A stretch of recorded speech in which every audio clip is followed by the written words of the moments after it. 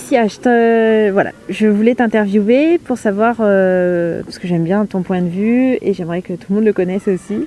Et on va commencer par là. Comment t'en es venue, toi, à l'instruction en famille? Enfin, comment c'est apparu dans ton univers, on va dire? Voilà. Quand j'avais 14-15 ans, j'ai vu un jeune homme qui avait à peu près mon âge, qui s'appelait Arthur et qui passait à la télé parce qu'il venait d'écrire un livre. Il avait passé sa maîtrise de maths pure à 14 ans, après avoir passé le bac à 11 ans et le brevet à 9 ans. Et là, je me suis aperçue que j'étais en train de perdre mon temps depuis longtemps en allant à l'école et que, en fait, je me suis aperçue que l'instruction en famille existait et j'ai été très très déçue de perdre mon temps depuis 12-13 ans sur les bancs de l'école. Et là, je me suis dit, si jamais un jour j'ai un enfant, je ne lui fais pas perdre le temps que moi je suis en train de perdre. Donc j'ai continué à perdre mon temps en continuant à aller à l'école. Ouais. Mais ensuite, quand j'ai eu un enfant, j'ai repensé à Arthur, à son livre, à son histoire. Tu l'avais lu, son livre? Oui, j'avais lu son livre quand j'avais 14-15 ans, quand il est sorti. J'ai lu le livre de son père, Jaona Rami André-Soa, qui s'appelle La méthode Arthur.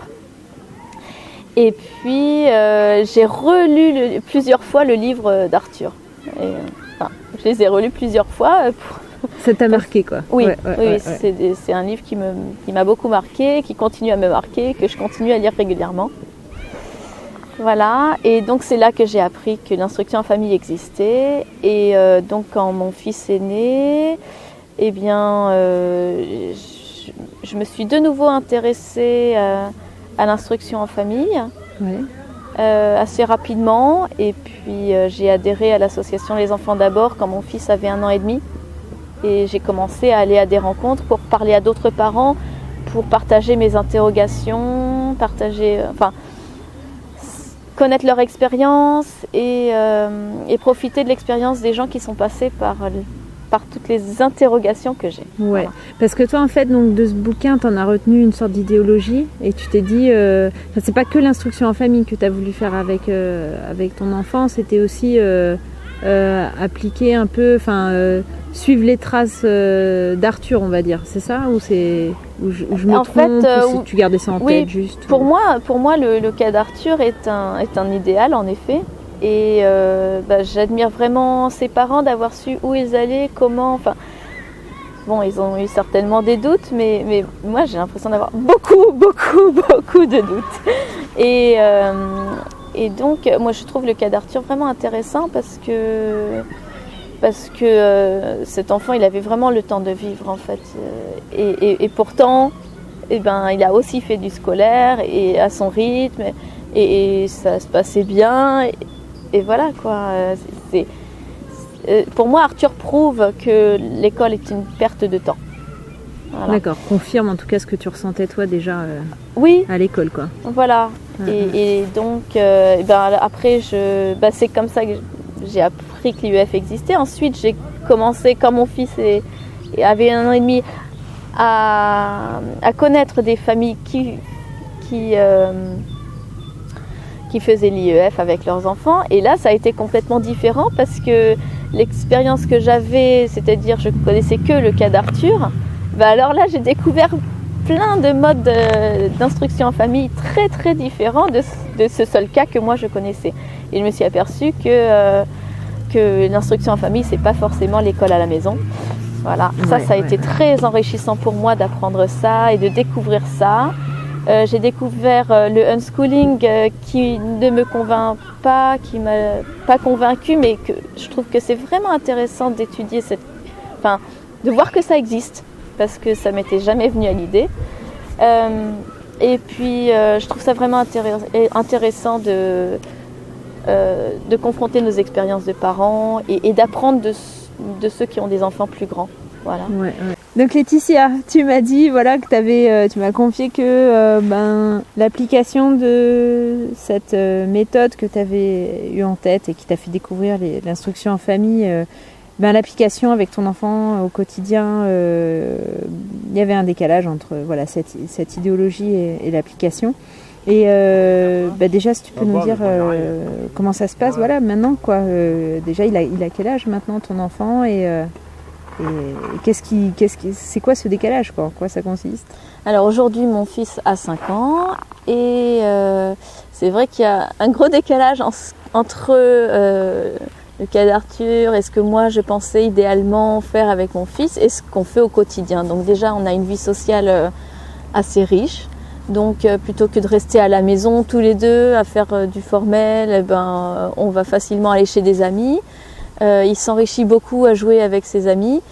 Et puis il y a toutes les activités du quotidien, on fait plein de choses et le temps passe vite. Et finalement, on prend pas le temps tous les jours de faire du formel. D'appliquer la méthode de façon rigoureuse. Voilà, voilà. Donc on fait pas du formel tous les jours. Et puis voilà, il y a plein d'idées qui sont excellentes et que j'applique pas forcément et pas avec une régularité qui serait qui conviendrait pour poursuivre la méthode que moi je pensais idéalement faire. En fait, c'est notre vie quotidienne, elle est riche, elle est intéressante, elle est et du coup, là, tu t'orientes plus vers un mix des pédagogies où tu pioches à droite à gauche les idées au fil des réunions, des rencontres que tu fais, tu vois, à discuter avec d'autres parents sur l'IEF. Est-ce que c'est là-dessus que tu pioches maintenant tes idées ou tu vois l'avenir comment, quoi? Ouais. J'ai pioché mes premières idées dans mes premières rencontres avec d'autres parents qui faisaient l'instruction en famille. Ouais. Je me suis fait plusieurs amis, je suis allée les voir chez eux ou alors ils sont venus chez nous et j'ai vraiment appris beaucoup de choses sur leur pédagogie. J'ai pris ce qui m'intéressait, j'ai pas pris ce qui m'intéressait pas, j'ai énormément appris. Et ces pédagogies m'ont donné vraiment des idées de ce qui me convenait le mieux à moi. Et je continue à suivre des pédagogies que j'ai abordées il y a plusieurs années en allant aux rencontres quand il était petit. Okay. Voilà. Donc j'ai maintenant des livres de formel qui correspondent à peu près à ceux qu'avait une amie qui m'a montré plein de choses qu'elle faisait avec ses enfants.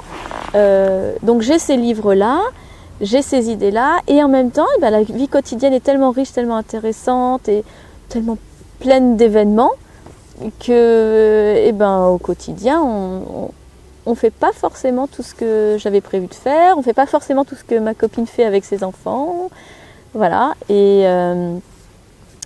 donc je continue à venir aux rencontres de familles non scolarisantes, je continue à parler avec les parents, je continue à parler de pédagogie avec eux, je compare toujours ma vision des choses avec les leurs et je m'enrichis toujours de leurs expériences. Et puis je teste aussi avec mon fils, je teste beaucoup avec mon fils, on essaye les méthodes que je pense bonnes et puis parfois ça lui convient et parfois ça ne lui convient pas. Et dans ce cas-là, on change de méthode. Il y a des méthodes qui, moi, me conviennent moins bien, mais on les essaye quand même pour voir si elles lui conviennent mieux à lui, puisque forcément, il n'est pas moi, et donc il a des méthodes d'apprendre qui ne sont pas forcément les miennes. Voilà. Voilà. Super. Ouais, merci beaucoup. De rien. Donc c'est une naissance copyleft, c'est une naissance libre, c'est-à-dire qu'une fois que ce qu'on a filmé, donc tu vas le revoir après quand on aura fini.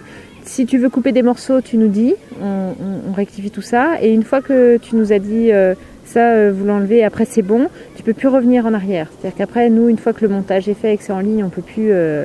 tu vois, c'est énormément de travail de monter, donc on peut pas l'enlever après, quoi. Donc ça veut dire qu'elle sera sur Internet ad vitam aeternam. Et que c'est aussi, ça permet à des gens qui voudraient faire des reportages, c'est-à-dire reprendre certains éléments des interviews, des vidéos qu'on met, pour faire un montage en vue de faire un reportage, et donc il va piquer à droite, à gauche et tout ça. Là, on a dit qu'il ne faut pas que ce soit à des fins commerciales et qu'il ne faut pas qu'il coupe des questions-réponses pour pas que ça fasse des hors-contexte et des manipulations de tes propos, des choses comme ça. Ça va ou pas? Oui, ça va. Ouais, ça va. Ouais. Ok.